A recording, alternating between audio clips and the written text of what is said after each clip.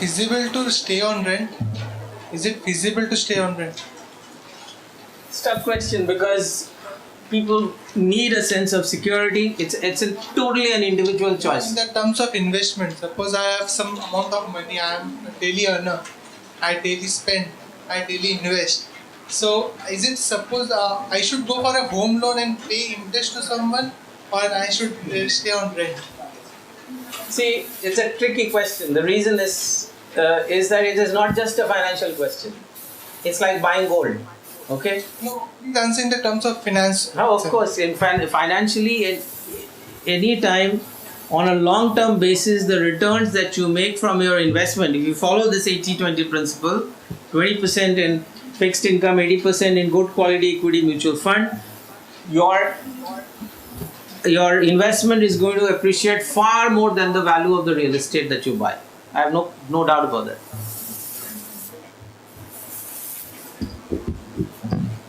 Because I've just assumed 10% or 12%. In actual fact, good quality equity mutual funds give you almost 18 to 20% return. Day-to-day life, what we hear is that this real estate giving you more returns. No, that anybody says anything in finance, he has to back it with data. No, so you ask him on what basis? No, I got an example for that. I know a person who said that in 2007 his flat value was around 30 lakhs. Now it's 1.5 crore. That's what I'm saying. 5 times. If you 7 years. One story doesn't make for a theory. No, actually, I have been through lots of cases I could not share with you, but all my life what I have heard is that if you stay on rent or you pay interest, you are never going to success. All of my life. No, all your life is not too long a life. No, it's true. I can explain you, sir. What I am saying is, but thinking I am saying, sir. Let me share something else with you. Until 10 years ago, or maybe 12 years ago, you couldn't buy a good quality mutual fund in India. Until 1996, there was no insurance company other than LIC. Okay? Index pension for government is gone. Things are changing. So what you did earlier is different. When HDFC came on the scene in the 1970s, it was impossible for anybody to own a house. If you ask your parents or your grandparents how much effort a middle class person would have put in to, you had to first of all buy a plot of land and construct the house yourself, which is what my uncle had done. Okay, you had to stand there and get it done yourself through a contractor, which is incredibly tough life. You don't do that anymore. Now you borrow. Borrowing was unheard of. It was not popular. It was not available. The reason was that 50 to 60% money had to be paid in black. And which bank would pay you money to pay in black? The white part was so little. So things are changing. When things are changing, you have to change your strategies as well.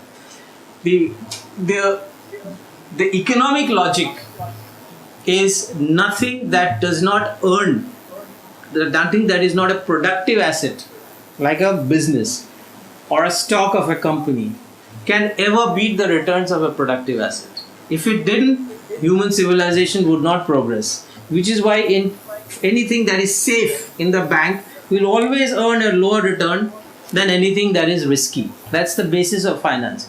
Anything that is given out on rent, look at it from the landlord or the rent owner's point of view. He's got an asset, he's giving it on rent. There's nothing involved in this. His earnings for a company that has acquired that property on rent and has to make money on that, their earnings has to be more than the landlord's. Otherwise, he can't survive as a business. You are a part owner of that business. Okay? So if you, for 5 times example that you give in one case, I can give you an example of a stock that has gone up 10 times from 2007. If you look at a stock like Sun Pharma, it's gone up 10 times. So one example of yours versus one example of mine will lead us to nothing. We need a theory, and theory has to be proved by test, through a back testing, through an actual data. Unfortunately, as I said repeatedly, data for real estate is not available. You have a story, I have 20,000 stories, people emailing to us, what is my option? I have given the money to this builder, there was flaw in the plan, the builder is now saying, take a property in another project of mine at today's prices. But I booked it 4 years earlier. Or get lost. If this experience is not put in the database to calculate returns from real estate, that data has no value.